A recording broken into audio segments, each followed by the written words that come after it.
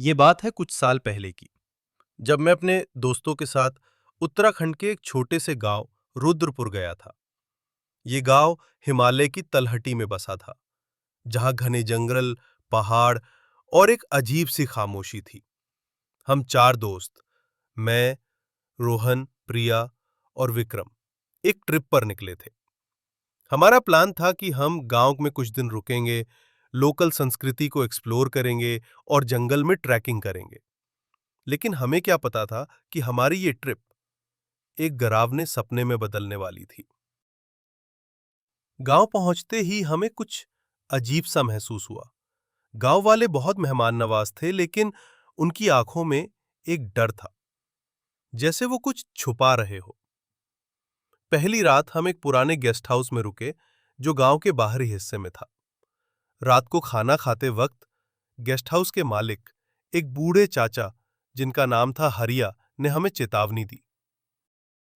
बेटा, उन्होंने धीमी आवाज में कहा, रात को जंगल की तरफ मत जाना, यहां छलावा घूमता है। हम चारों ने एक दूसरे की तरफ देखा और हंस पड़े। चाचा, ये छलावा क्या भला है? रोहन ने मजाक में पूछा। हरिया चाचा का चेहरा गंभीर हो गया। ये कोई मजाक नहीं बेटा, छलावा कोई इंसान नहीं, ना ही जानवर।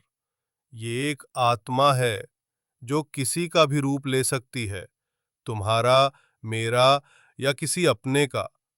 रात को वो जंगल में भटकता है और जो भी उससे मिलता है वो कभी वापस नहीं आता।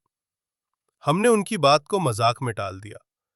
आखिर हम शहर के लोग थे, हमें भूत प्रेत की कहानियां सिर्फ मनोरंजन लगती थी। लेकिन उस रात कुछ ऐसा हुआ जिसने हमारी हंसी को चीख में बदल दिया। अगले दिन हमने जंगल में ट्रैकिंग करने का फैसला किया। गांव वाले हमें बार बार मना करते रहे, लेकिन हम जिद्दी थे। हमने अपने बैग पैक किए, कुछ खाना लिया और जंगल की ओर निकल पड़े। जंगल घना था, पेड़ इतने ऊंचे कि सूरज की रोशनी मुश्किल से जमीन तक पहुंचती थी। हवा में एक अजीब सी सनसनाहट थी, जैसे कोई हमें देख रहा हो। शाम होने वाली थी और हम एक छोटी सी पहाड़ी पर रुके। वहां से गांव का नजारा बहुत खूबसूरत था। प्रिया ने अपनी कैमरा निकाला और फोटो खींचने लगी। तभी हमें दूर से किसी के गाने की आवाज सुनाई दी। आवाज इतनी मधुर थी कि हम सब मंत्रमुग्ध हो गए। ये कौन गा रहा है? विक्रम ने पूछा। शायद कोई गांव वाला होगा, मैंने कहा। लेकिन मेरे मन में एक अजीब सी बेचैनी थी। हम आवाज की दिशा में बढ़े। थोड़ी दूर चलने पर हमने एक लड़की को देखा। वो सफेद साड़ी में थी, लंबे काले बाल, और उसका चेहरा इतना खूबसूरत कि हम सब उसे देखते रह गए। वो एक पेड़ के नीचे बैठी थी, गाना गुनगुना रही थी। हेलो, रोहन ने उसे पुकारा। आप यहाँ अकेले क्या कर रही हैं? लड़की ने मुस्कुराते हुए हमें देखा। बस ऐसे ही। तुम लोग यहाँ क्या कर रहे हो? उसकी आवाज में एक अजीब सी ठंडक थी। हमने उसे बताया कि हम ट्रैकिंग के लिए आए हैं। उसने कहा कि उसका नाम माया है और वो पास के गांव से है। उसने हमें जंगल के कुछ खूबसूरत हिस्सों के बारे में बताया और कहा कि वो हमें रास्ता दिखा सकती है। हमें उसकी बातों में कुछ गलत नहीं लगा और हम उसके साथ चल पड़े। लेकिन जैसे जैसे हम जंगल के और गहराई में जा रहे थे, मुझे कुछ गलत लगने लगा। माया की मुस्कान में कुछ तो था जो सामान्य नहीं था। उसकी आंखें, वो चमक रही थीं, जैसे कोई जानवर की आंखें रात में चमकती हैं। मैंने रोहन को इशारा किया, लेकिन वो माया की बातों में इतना खोया था कि उसने मेरी बात अनसुनी कर दी। रात हो चुकी थी और हम अब जंगल के इतने गहरे हिस्से में थे कि गांव का कोई निशान नहीं था। माया अचानक रुक गई और बोली, यहां रुको, मैं अभी आती हूं। वो झाड़ियों के पीछे गायब हो गई। हम इंतजार करने लगे, लेकिन मिनटों बाद भी वो वापस नहीं आई। कहाँ गई ये? प्रिया ने घबराते हुए कहा। तभी हमें एक अजीब सी आवाज सुनाई दी, जैसे कोई पेड़ों के बीच से तेजी से भाग रहा हो। हमने चारों तरफ देखा, लेकिन कुछ नहीं दिखा।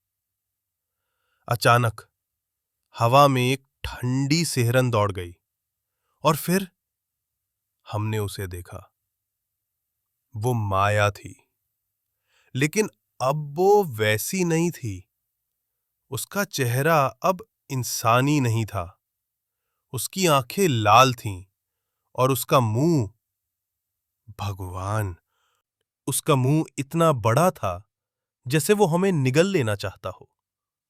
उसके हाथ अब पंजों जैसे थे और उसकी साड़ी अब एक काला साया बन चुकी थी।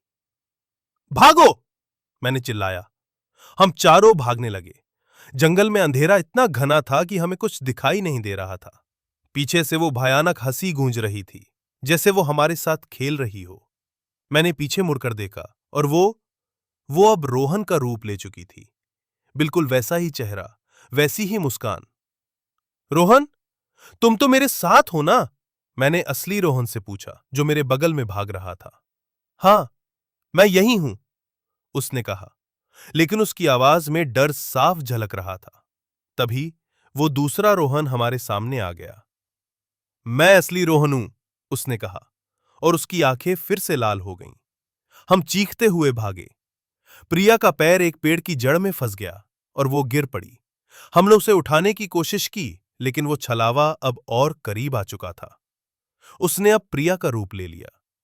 दो प्रिया हमारे सामने थीं, एक असली और एक छलावा। मैं असली हूं, प्रिया चिल्लाई। नहीं, मैं असली हूं, दूसरी प्रिया ने कहा, और उसकी आवाज में एक भयानक गूंज थी। हम नहीं जानते थे कि किस पर भरोसा करें। लेकिन तभी विक्रम ने अपनी जेब से एक छोटा सा तावीज निकाला, जो उसकी दादी ने उसे दिया था। उसने उसे छलावा की तरफ फेंका और जैसे ही तावीज उस तक पहुंचा, वो चीखने लगा।